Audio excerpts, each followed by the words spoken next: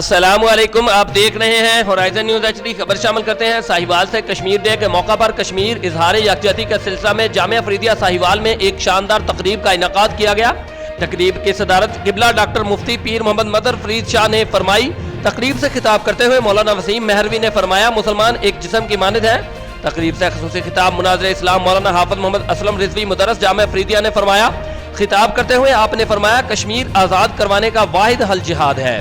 آپ نے فرمایا، بڑے افسوس سے کہہ رہا ہوں، ظلم کی انتہا ہو گئی، ستم گر رہنما ہو گئے، صدائیں گونجتی ہو گئیں مگر ہم بے زباں ہو گئے۔